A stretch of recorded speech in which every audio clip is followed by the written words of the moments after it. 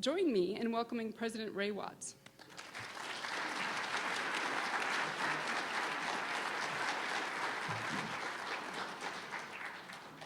Well, it's exciting for me to be able to speak with you today and talk about the tremendous progress that's been made over the last year at our great institution.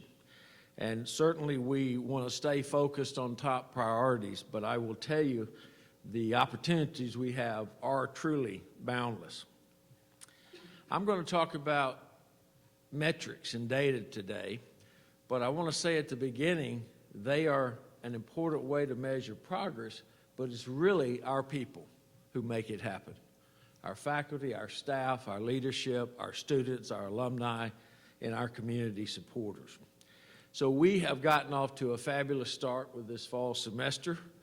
Our student body is the most talented group of freshmen that we've ever enrolled. Our new residence hall has been filled from the very beginning with our new freshmen, about 70% on campus, and there's a tremendous amount of work being done collaboratively across our strategic plan to invest in our priorities and to serve the people that we need to serve across all parts of our mission. As I mentioned, the incoming class, 28% were in the 4.0 and a large percentage were in the top of their class. Our Honors College grew and was even bigger this year than ever before and more talented academically. Our campus life is vibrant, it's diverse, and we have some fabulous new facilities that are helping our students. Our new University Center, the Student Center, the Hill Student Center will open in a few weeks. And if you haven't been through that facility, you're going to be amazed at all of the opportunities there for our students to come together around all parts of campus. We have all of our residence halls filled, and while we were not considering other ones in the near future, we may have to rethink that because of the tremendous desire for our students to live on campus and be part of our campus life. Certainly, we are one of the most diverse, research-intensive, comprehensive universities in America, and you can see that more than a quarter of our undergraduates are African American and 40% represent underrepresented minorities.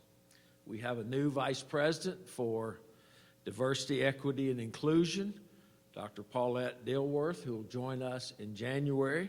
She rose to the top of a very talented pool, and that was a very deliberative and collaborative process, and we came out with a great result.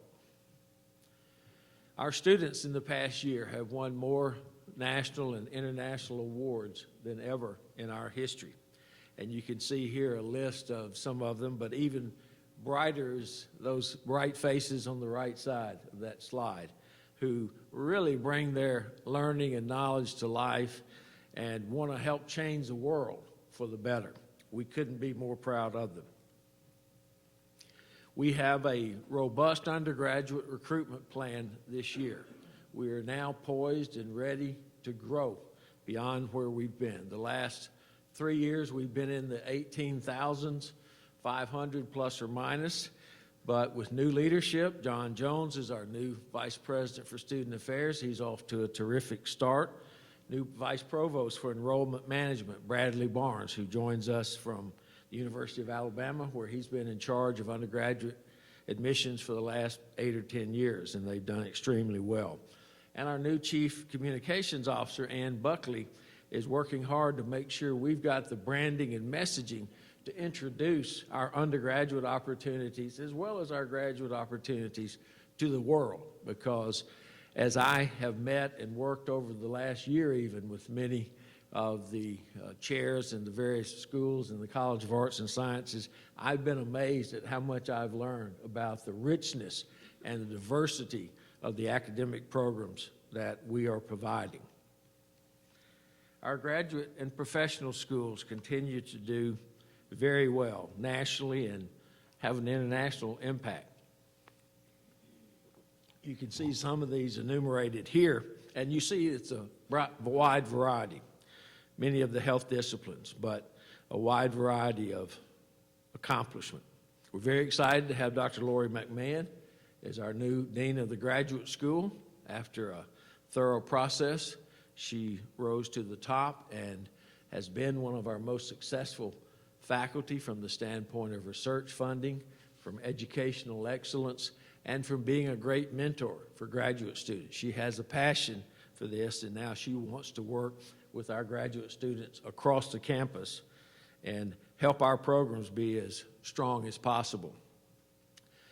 You may have seen some global rankings of world universities and American universities in the last few weeks, and suffice it to say that UAB, based on scholarship, publications, and objective data, ranks in the top 1% of all universities worldwide and in the top 1% in America. And we're the only university in the state of Alabama to rank in these important measures. Our NIH funding over the last 2 years has gone up in spite of a flat and competitive environment, and that's due to the hard work of our faculty and our leadership in supporting our faculty, and we now rank 22nd nationally and 10th among public universities in NIH funding. You see some of our schools that perform exceptionally well. Dentistry #1 and public health in the top 10. On the left, you may not be able to read it from where you are, but what it shows is an objective look at NIH funding for 2014 in Alabama. UAB had $225 million of the total $274. Southern Research had $20 million, and so us together in our partnership about $245 million.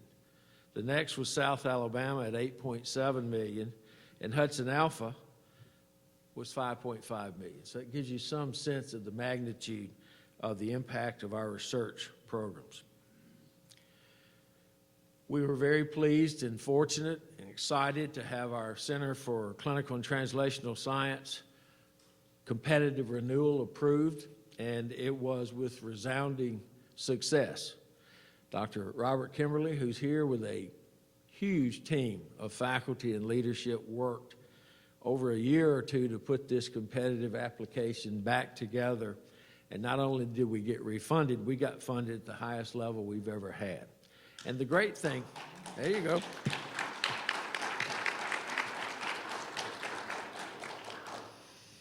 And the great thing is that we are the center that works with, I think, 10 or 11 other universities across the Southeast for them to be able to access the resources that we have and for us to serve as a coordinating committee. If you look on the right and you look at the ROI, it says in small print, the CCTS since 2008 has invested $1.04 million in projects, pilot projects. The return on that has been 561 peer-reviewed manuscripts and garnered $33.7 million of new research. So the ROI is even bigger than our usual number we quote. This is 32 to 1. And so you can see the impact of this seed funding, and it's helped our overall faculty be more successful. We've been working hard to enhance our information technology, and Dr. Kirk Carver, our new CIO and Vice President, has been off to a great start in his first 100 days.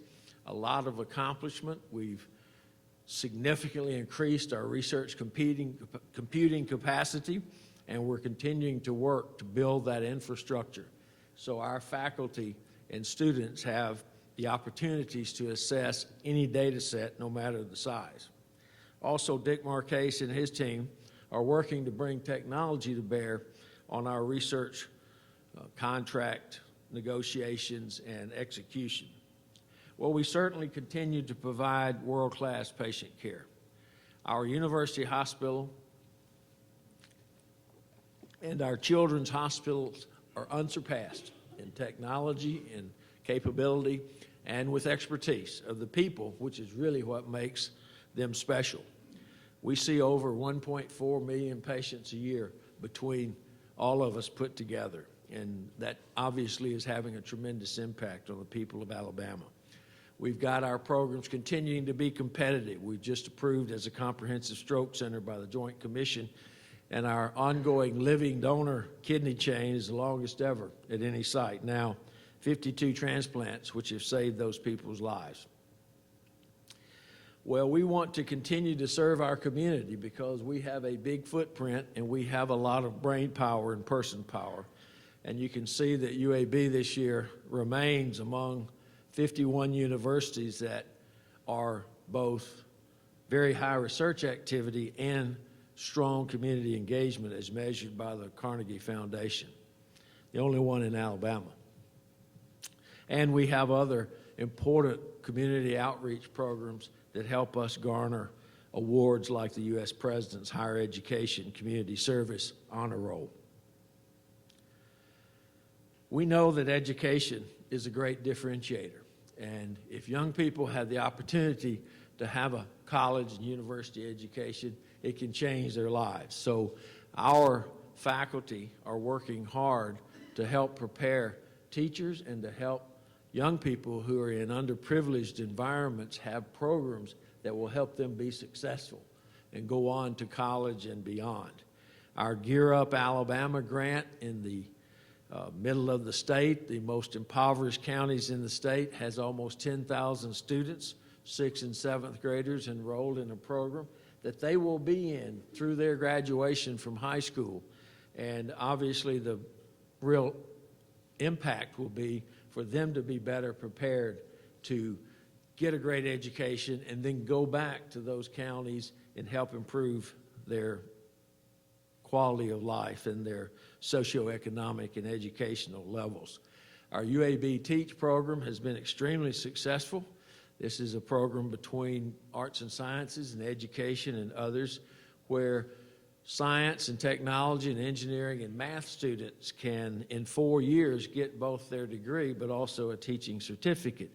The idea, obviously, is to improve the educational capability of our high schools throughout the state of Alabama. And our joint admissions program with community colleges is going very well, almost 700 people enrolled. Well, the Alice Stevens Center served more people last year with world-class programs than ever, over 125,000, and some new technology upgrades puts our concert hall up with Lincoln Center and Carnegie Hall as far as excellence of acoustics.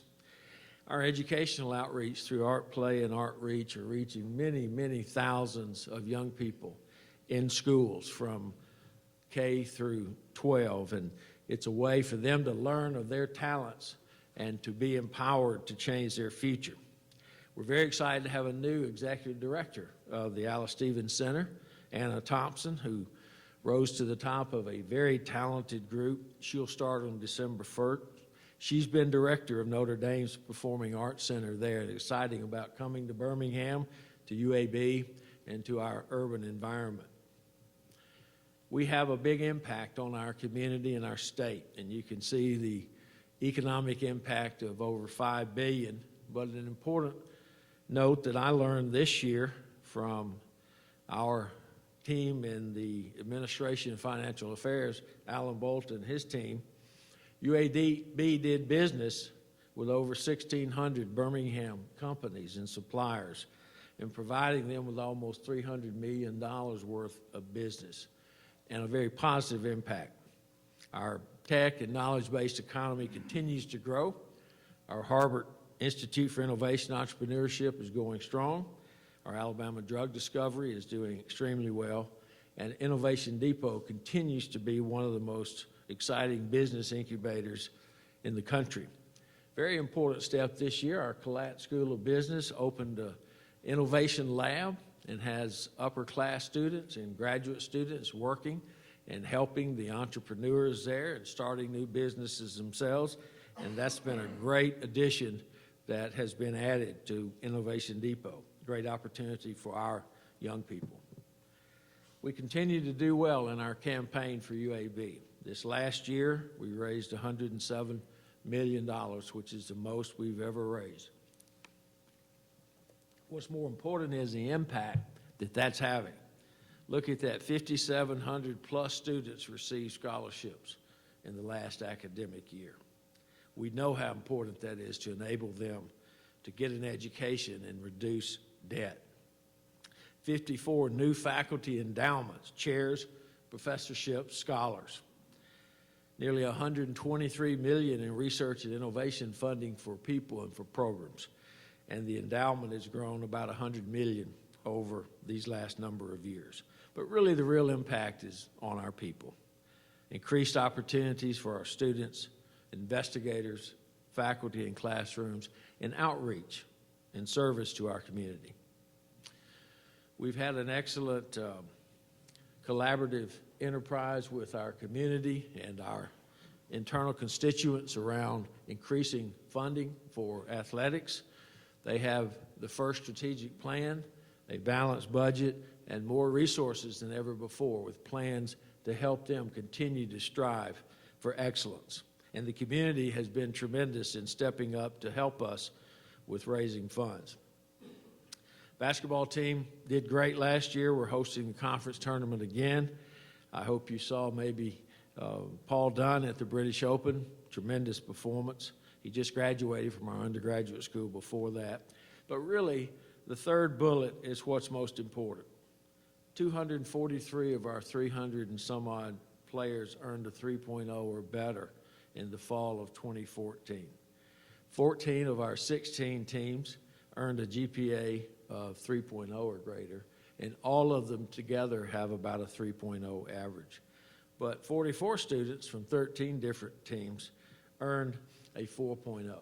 So our faculty involvement, our staff involvement, athletics department, provost office, everybody working together, these young people are getting a world-class education that's going to transform their future. Our new athletics director, Mark Ingram, has gotten off to a great start, and our coaches and everyone are working hard together. Shared governance. We've had a lot of great discussions and communications over the last year and made significant progress across many aspects. And I want to thank the faculty leadership and the Faculty Senate Executive Committee and our officers for having a very constructive approach to positive change across many aspects of our campus. The new parental leave benefit, we all were very excited to bring that to pass, to put us in the forefront. Our safety task force has done a tremendous job over the last year, and you see there some of the new initiatives. The investment was an additional $700,000 to make sure our campus is as safe and secure as possible. And out of our discussions with our constituents, it became clear that the faculty have the Senate, the student has SGA and organizations, but our staff did not have a forum for which to have positive input into our overall planning. So HR and our folks worked together to create a new staff council, and they're starting tomorrow, and they're going to have elections and have officers and have a voice, an important voice on campus. And I hope you've seen our campus master plan. It's on our website. It's been vetted with many across our entire community, and it is very exciting. We now stand at 100 blocks, 25% of downtown Birmingham, and we have new areas in which for us to go after new initiatives and provide our people with new opportunities. We'll present that to the Board of Trustees for approval at one of our upcoming meetings. We've never had more opportunity, and I think that our collaboration and partnership within UAB and with those outside of UAB puts us in a position to have more positive impact across all parts of our mission: education, research, patient care, community service, and economic development. And I look forward to our continued collaboration to realize our goals and fulfill our great mission.